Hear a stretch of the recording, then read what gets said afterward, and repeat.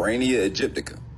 His research found that the Egyptians were in fact Negroid, but not Negroes. The Negro skulls were slightly longer than the Egyptian skulls, but upon studying the skulls found of the servant class in Egypt, he found the Negroes in America to be exact matches. Now this is the full quote from the book Black Image in the White Mind, page 75. Morton pointed out that both cranial and archaeological evidence showed that the Egyptians were not Negroes, as abolitionists and colonialists had maintained. Now let me read that first part again. Morton pointed out that both cranial and archaeological evidence showed that the Egyptians were not Negroes.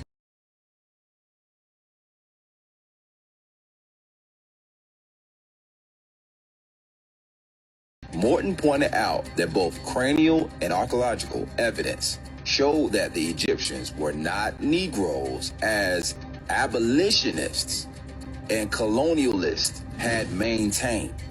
And in fact, blacks have been regulated to the same servile position in ancient Egypt as in modern America.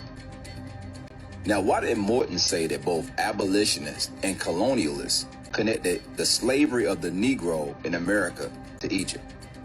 Now, when anyone thinks slavery and Egypt, the images that come to mind are usually connected to one time and one event: the Exodus. The story of the oppression and bondage and redemption of Moses and the children of Israel under the heavy hand of Pharaoh Thutmose and the ancient Egyptians. Morton makes the claim that abolitionists and colonialists claim that the blacks were Egyptians. Yet his studies of skeletal remains, mummy heads, and tomb inscriptions, proved by Egyptologist George R. Giddin, prove that blacks in America had a connection to Egypt, but were not Egyptians, but rather slaves and servants in ancient Egypt.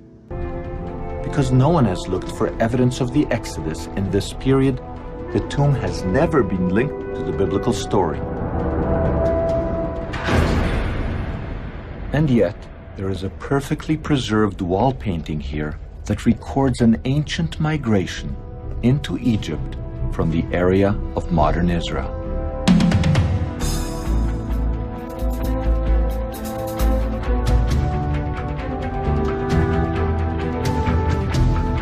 As in the Bible, the scene involves bearded Semites riding donkeys and bringing their families and flocks into Egypt.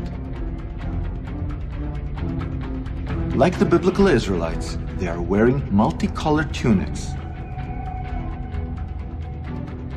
The hieroglyphic inscription on this wall calls these people the Amo, God's people. The interesting thing is, there's no writings from abolitionists or colonialists connecting blacks in America to Egyptian descent.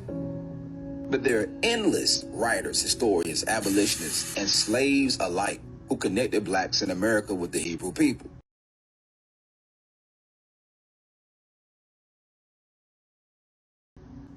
For instance, Harriet Tubman is the most widely recognized symbol of the Underground Railroad.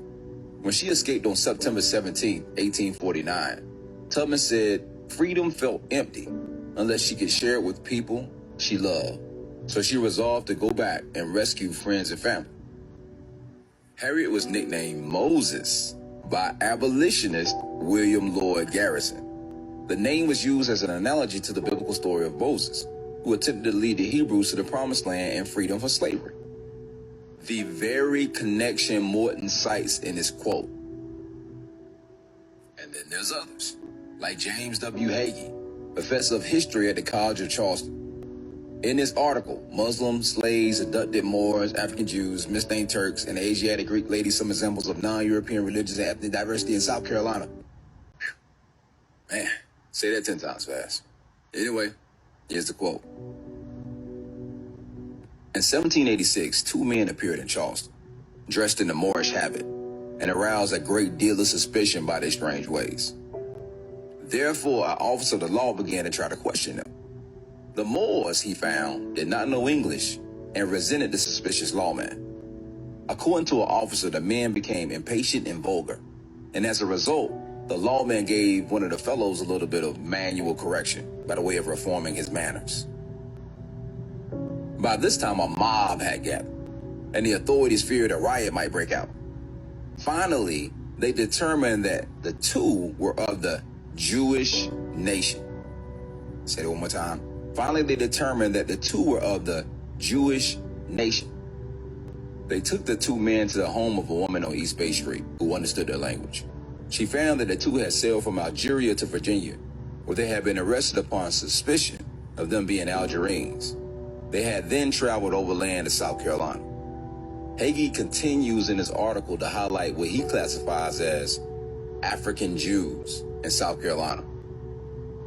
Quote, another Jew from Africa was Billy Simmons, a black slave, according to Simmons, who was owned by the editor of the Charleston Daily Courier.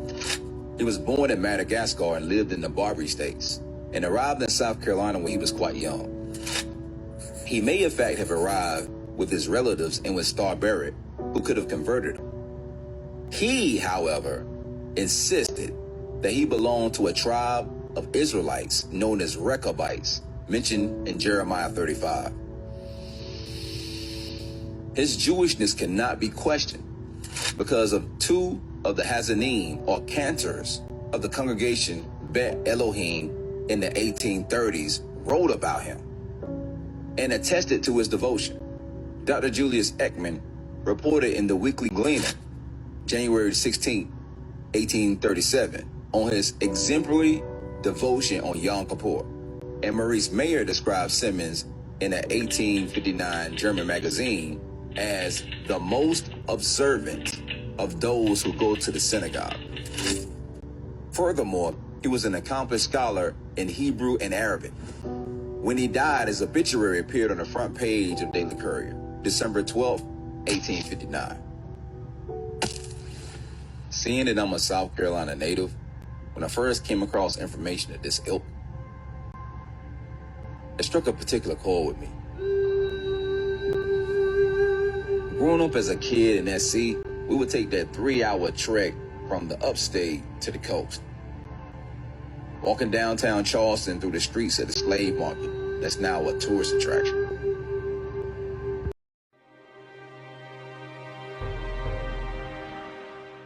This stela is what the Egyptians would have called a triumph stela, a victory stela, commemorating victory over foreign peoples.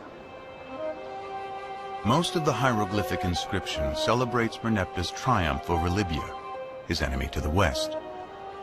But almost as an afterthought, he mentions his conquest of people to the east in just 2 lines. The text reads, Ashkelon has been brought captive, Gezer has been taken captive, Yanoam in the North Jordan Valley has been seized, Israel has been shorn, its seed no longer exists. History proves the pharaoh's confident boast to be wrong. Rather than marking their annihilation, Merneptah's stela announces the entrance onto the world stage of a people named Israel. This is priceless evidence for the presence of an ethnical group called Israel in the central highlands of southern Canaan. The well-established Egyptian chronology gives the date as 1208 BC.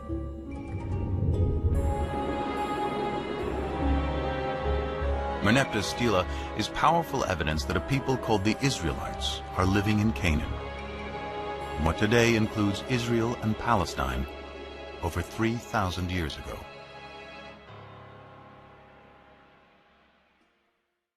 We've been searching to find the evidence that Egypt recognized the existence of the ancient people of Israel living in the land of Canaan. Finally, right in front of us is the very thing we have been looking for. The Merneptah stela contains irrefutable evidence that 3,200 years ago, the people of Israel were living in Canaan as a distinct people group.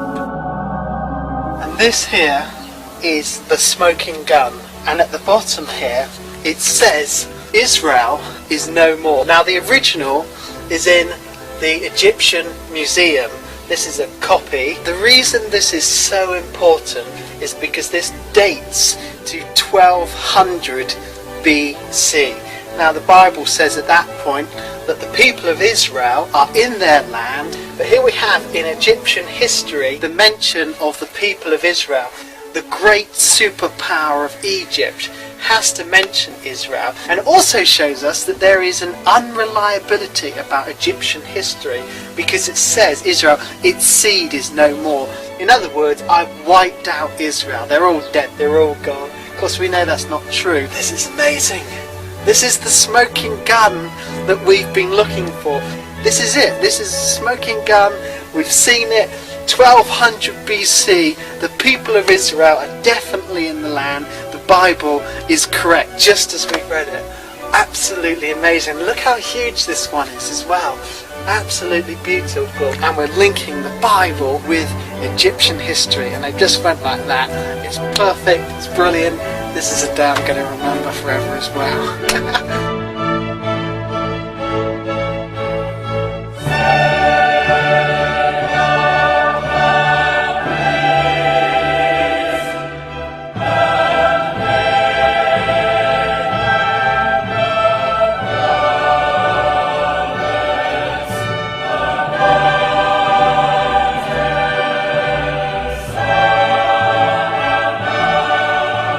Pharaoh Merneptah claimed that he destroyed the people of Israel, but actually this Pharaoh left us with the evidence which decimated the weak and foolish theories of skeptical scholars who once claimed that no such people ever existed during this age. And the first reference to Israel in Egyptian hieroglyphics, just incredible, 3,200 years ago. Yeah, it's pretty spectacular.